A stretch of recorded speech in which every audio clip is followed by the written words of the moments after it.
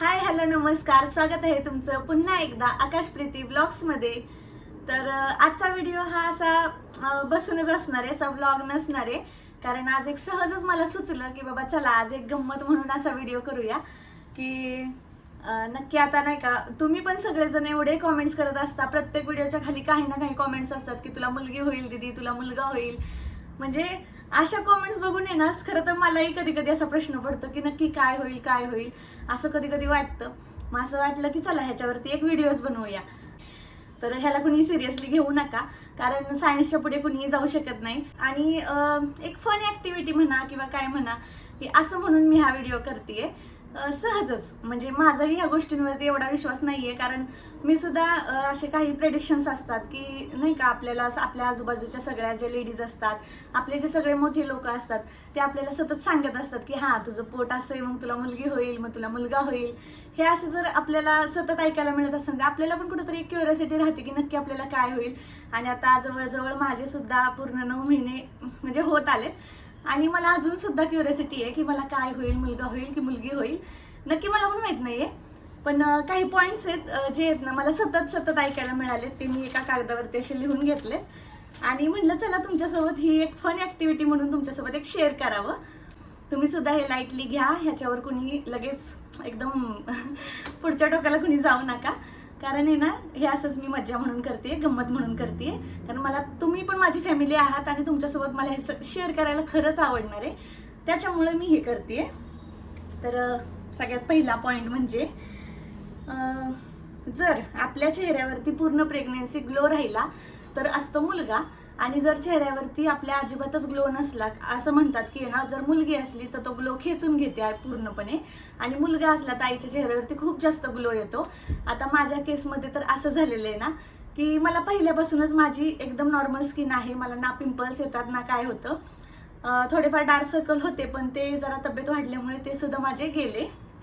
तर या पॉईंटमध्ये ना, हा पॉईंट जातोय, चेहऱ्यावरती माझा ग्लो आहेच. आणि ते व्हिडिओमध्ये पण दिसतं, कारण मेकअप शक्यतो मी ना लिपस्टिक लावते आणि कधीतरी कॉम्पॅक्ट लावते. नाहीतर आहे ना, मी पूर्ण व्हिडिओमध्ये माझे असे रॉ व्हिडिओ असतात, तुम्ही सुद्धा मिनी ब्लॉग्समध्ये बघता, मी शक्यतो मेकअप करत नाही जास्त.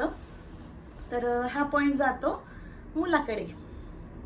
हा पॉईंट मुलाकडे, हां बरोबर, चेहऱ्यावरती ग्लो आहे म्हणजे मुलगा. तर सेकंड पॉईंट, जर गोड खाऊ वाटत असेल तर मुलगा. आणि जर अजिबातच गोड खावंसं वाटत नसेल, खारट तिखट आंबट तुरट अशा जर गोष्टी खाऊ वाटत असेल तर असते मुलगी.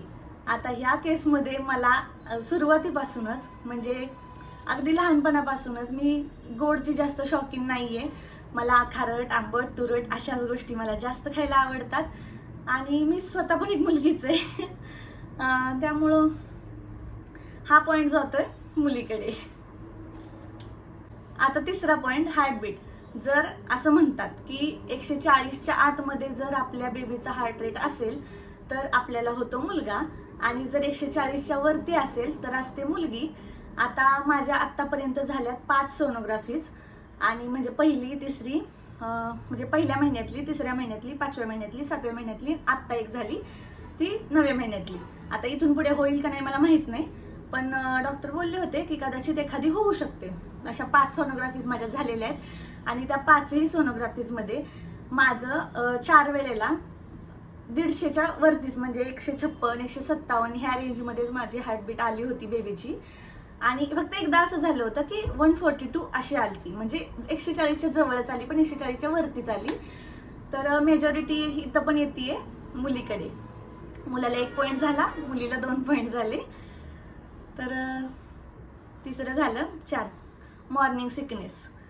आता हा क्वेश्चन आहे ना, खरंच मला बऱ्याच जणांनी विचारला की तुला अजिबातच त्रास होत नाही का. तर मॉर्निंग सिकनेस मला ना कधी होत होता, पहिल्या महिन्यात तर आपल्याला काहीच जाणवत नाही, त्याच्यानंतर दुसरा तिसरा महिना मला त्यावेळेला आहे ना मॉर्निंग सिकनेस जरा जरा होत होता, पण इतका नाही. म्हणजे जसं ना दुपारनंतर मला जास्त त्रास होत होता, सकाळपासून एवढा काही जास्त होत नव्हता. त्यामुळे मॉर्निंग सिकनेस पण जेमतेम झाला मला. आणि असं म्हणतात की मॉर्निंग सिकनेस जर खूप जास्त असेल तर असतो मुलगा, आणि मॉर्निंग सिकनेस खूप जास्त कमी असेल तर असते मुलगी. तर नाही, बरोबर बोलले का, उलट झालं हे. मॉर्निंग सिकनेस खूप जास्त असेल तर मुलगी, आणि कमी असेल तर मुलगा. मग हा पॉईंट जातोय मुलाकडे. मुलाचे 2 पॉईंट झाले, मुलीचे 2 पॉईंट झाले, इक्वल झाले आता तरी. आणि आता लिनियर नायग्रा. तर लिनियर नायग्रा म्हणजे काय असतं ते तुम्हाला आधी सांगते, की आपल्या बिंबीच्या खालपासून म्हणजे एक पूर्ण सरळ रेष येते आपल्याला बिंबीच्या खालपासून. तर ती एक डार्क अशी लाईन येते ब्लॅक कलर. तर ती आधीपासून आपल्याला नसते, आपल्याला प्रेग्नेन्सी नंतर जसं जसं पोट वाढायला लागतं ना ती लाईन येते. काही जणांना स्ट्रेच मार्क्स पण येतात, मला स्ट्रेच मार्क अजिबातच नाही आहेत. मला फक्त ती लाईन आली होती, ती पण कधी 3ऱ्या-4थ्या महिन्याच्या आसपास, हां त्यावेळेस मला ती लाईन आली होती. आणि आता ती पूर्ण छातीपर्यंत वरती जाते. तर असं म्हणतात की जर फक्त बिंबीच्या खालपर्यंत ती लाईन आली ना तर असते, मला पण एवढं माहीत नाही, मी आपल्या बघून बघून सांगते. लिनियर नायग्रा जर झिगझॅग असेल आणि फक्त बिंबीपर्यंत असेल ना तर असते मुलगी, आणि ती पूर्ण सरळ आपल्या छातीकडे जात असेल ना तर असतो मुलगा. आता या केसमध्ये मी कन्फ्यूज आहे ह्या केसमध्ये, कारण आहे ना मला स्टार्टिंगला एक 5-6व्या-7व्या महिन्यापर्यंत आहे ना मला ती लाईन फक्त बिंबीपर्यंत होती, आणि आत्ता मला फुसट अशी आहे ना ती पूर्ण छातीकडे जायला लागली आहे आणि पूर्ण सरळ आहे. असं म्हणतात की झिगझॅग असेल तर मुलगी असते आणि एकदम सरळ असेल तर मुलगा असतो. तर या केसमध्ये सुद्धा पॉईंट जातोय मुलाकडे आणि मुलीचे झाले. आता ते काउंट तुम्हीच करा, माझ्या लक्षातून गेलं. जर आपल्याला डाव्या साईडला झोपावंसं वाटत असेल, ही माझी डावी साईड, डाव्या साईडला झोपावंसं वाटत असेल तर मुलगा, आणि उजव्या साईडला झोपावंसं वाटत असेल तर मुलगी. तर मला पहिल्यापासूनच मला उजव्या कुशीवर छान झोप लागते, आणि मला असं कधीच आत्तापर्यंत तरी असं झालेलं नाही आहे माझं की मी कधी डाव्या कुशीवर शांत अशी झोपलेली आहे. पण डॉक्टरनी सांगितलं होतं की डाव्या कुशीवरती बेबीला छान ब्लड सर्क्युलेशन होतं, बेबीला छान श्वास घेता येतो. त्यामुळे मला आहे ना डाव्या कुशीवर मी जास्त करून झोपलेली आहे. मला नाही झोप येत अजून सुद्धा, कारण मला आहे ना माझी पूर्ण पाठ दुखून येते जेव्हा मी डाव्या कुशीवर झोपते. पण तरी सुद्धा मी ना बळजबरीने का होईना मी डाव्या कुशीवरच जास्त करून झोपलेली आहे. पण मला उजव्या कुशीवरच छान आरामात झोप येते, आणि मी थोडं का होईना उजव्या कुशीवर झोपत असते. पण डॉक्टरने सांगितले त्यामुळे ना मी पूर्ण प्रेग्नेन्सी मी जबरदस्तीने डाव्या कुशीवर झोपलेली आहे. जर डाव्या कुशीवर झोपावंसं वाटत असेल तर असतो मुलगा, आणि उजव्या कुशीवर झोपावंसं वाटत असेल तर असते मुलगी. तर हा पॉईंट पण जातोय मुलीकडे. केस जर खूप दाट आले आपल्याला, लांब झाले तर असतो मुलगा, आणि केस जर गळत असले तर मुलगी. कारण मुलगी आपला सगळा ग्लो खेचून घेते, मी जसं सांगितलं तसंच केसांच्या बाबतीत पण होतं. जर केस गळाले तर मुलगी, आणि केस खूप छान दाट लांब असे झाले तर मुलगा. आता या बाबतीत पण मी कन्फ्यूज आहे, कारण मला लहानपणापासून माझे केस जाडच आहेत, दाटच आहेत आणि लांब आहेत. आणि फक्त मी आहे ना जरा असे मध्ये मध्ये माझं ना एक लग्न झाल्यानंतर काही दिवसात माझे केस जरा गळायला लागले होते, सारखं ट्रॅव्हलिंग वगैरे ह्यामुळे ना पाणी चेंज होत होतं आणि हे सगळं मला सूट नाही झालं, त्यामुळे माझे केस गळाले आणि मी कट केले. एवढे सुद्धा माझे केस नव्हते आधी, खूप लांब होते, कमरेच्या खाली होते. ते तुम्ही बघितले पण नसतील कधी, कारण त्यानंतर मी केस कट केले होते.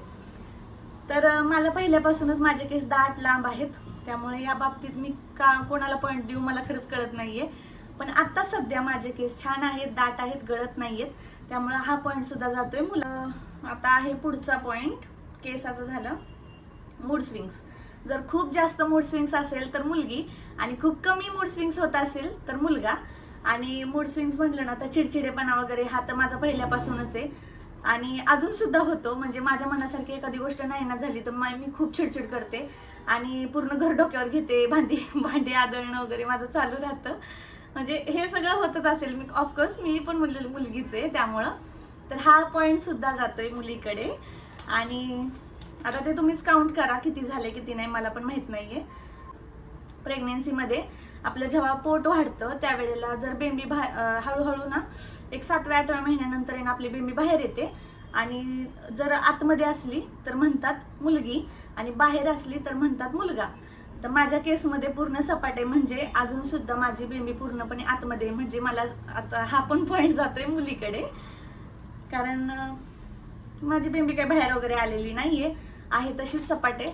हां, आता सगळ्यात महत्त्वाचं म्हणजे जे सगळं आपल्याला आजूबाजूच्या आपल्या सगळ्या ज्या लेडीज असतात, आपल्या आज्या मावशा आत्या वगैरे सगळ्या ज्या आपल्याला कोणी सांगतात की एकाच गोष्टीवरनं त्या जज करतात आपल्याला की तुझ्या पोटाचा आकार कसा आहे. जर खूप छोटंसं असं गोंडस गोल फुटबॉल सारखं जर पोट असेल तर म्हणतात मुलगा, की अगदी त्या बाईला ना जोपर्यंत आपण समोरून किंवा असं साईड अँगलनी बघत नाही ना तोपर्यंत जर ती प्रेग्नेंट वाटतच नसेल तर तो मुलगा असतो असं म्हणतात. आणि खूप मोठं पोट असेल जे की मागून पुढून सगळीकडून कमरेतून वगैरे दिसतं तर तेव्हा म्हणतात की मुलगी असते. तर माझ्या केसमध्ये जर मला कोणी मागून बघितलं साईडनी जोपर्यंत बघत नाही ना मला तोपर्यंत असं वाटतच नाही. पोट खूप मोठं आहे, असं नाही आहे की पोट नाही आहे, कारण माझी उंची खूप जास्त आहे. आणि ह्याला खरं सायंटिफिक रिझनच आहे, कारण माझ्या उंचीमुळे माझं पोट काही दिसून येत नाही. तर या केसमध्ये ना मला जर मागून बघितलं तर मी प्रेग्नेंट वाटत नाही अजिबातच. पुढून किंवा साईड अँगलनीच मी प्रेग्नेंट वाटते आणि एकदम छोटंसं फुटबॉलसारखं पोट दिसतं. आणि अशा केसमध्ये मला तर असा हा सुद्धा पॉईंट जातोय मुलाकडे. आता हे कितपत खरं आहे मला माहित नाही, पण माझ्या उंचीमुळे मला असं वाटतंय की माझं पोट छोटंसं दिसतं.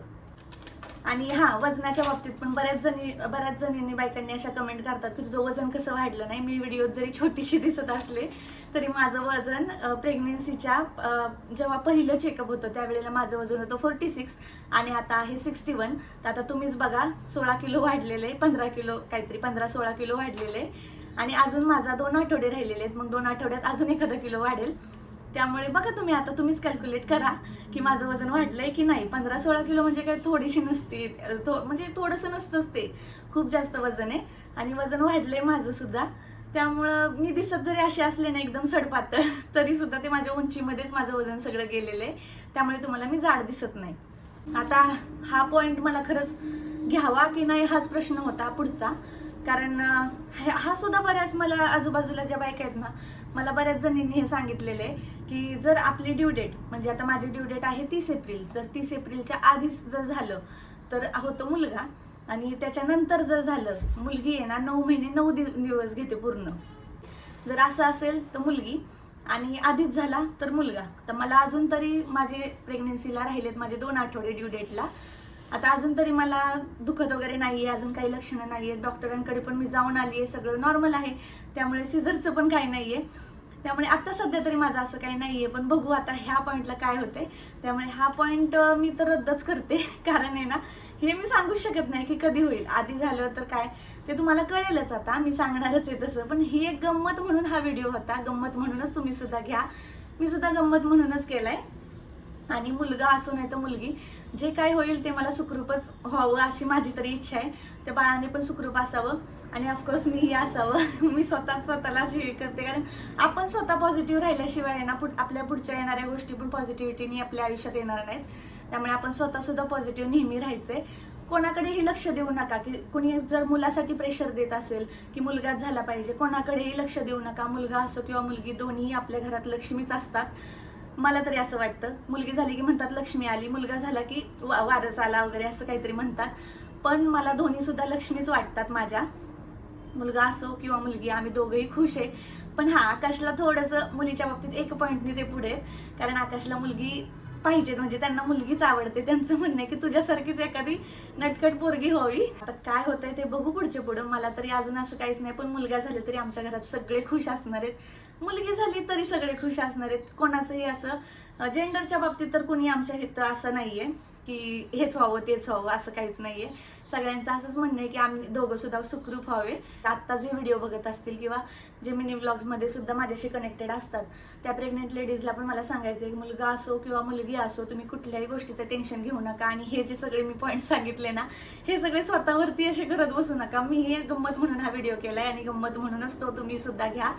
आणि जर काही चुकीचं वाटत असेल तर प्लीज मला चुकीच्या कमेंट्स करू नका, कारण एक फन ॲक्टिव्हिटी म्हणूनच मी हा व्हिडिओ केलाय. तर असो, अशा तऱ्हेने आपले मुलाचे मुलीचे पॉईंट्स असे झालेले आहेत. दोन्ही पण मला असं वाटतं इक्वलच झालेत. आता जे होईल ते तुमच्यासोबत मी शेअर करेलच. 2 आठवडे राहिलेत, एवढ्यात काही 15 दिवसांमध्ये मी तुमच्यासोबत शेअर करेलच की मुलगा होणार आहे की मुलगी. मी काही जास्त लांबवत बसणार नाहीये. की काही जण असे करतात की बरेच लांबवतात की काय झालं. मी असे काही लांबवणार नाहीये. तुम्हाला लगेच डिलिव्हरी झाली की काही दिवसात व्हिडिओज येतील. जरासा वेळ लागेल, कारण व्हिडिओज बनवणं अपलोड करणं हे सगळं मला कदाचित त्यावेळेला मला पॉसिबल होणार नाही. त्यामुळे तुम्ही सुद्धा ह्या गोष्टी समजून घ्या आणि तुम्ही सुद्धा तुमची प्रेग्नेन्सी माझ्यासारखी एन्जॉय करत राहा. प्रेग्नेन्सी म्हणजे काही भीतीचं कारण नसतंच. मला तरी असं वाटतं माझी प्रेग्नेन्सी खूप छान गेली आहे आणि तुमची सुद्धा जावी जर तुम्ही प्रेग्नेंट असाल किंवा प्रेग्नन्सी प्लॅन करत असाल आणि सगळं सुखरूप व्हावं, व्यवस्थित व्हावं. तुम्ही सगळे सुद्धा तुमची काळजी घ्या आणि असंच व्हिडिओ कंटिन्यू करा. आता आपले प्रेग्नन्सीचे पुढचे सुद्धा व्हिडिओ येतील. जर काही उशीर झालाच तरी मी तशी अपडेट देत राहीन. पण तुम्हाला आता काय वाटतंय ना हा व्हिडिओ बघून, की मुलगा होईल की मुलगी होईल, ते मला तुम्ही कॉमेंट्समध्ये सांगा. सहज एक गंमत म्हणून तुम्हाला काय वाटतंय. तर बघू आपण मेजॉरिटी काय होते ते. तर भेटूया आता पुढच्या व्लॉगमध्ये. तोपर्यंत बाय बाय.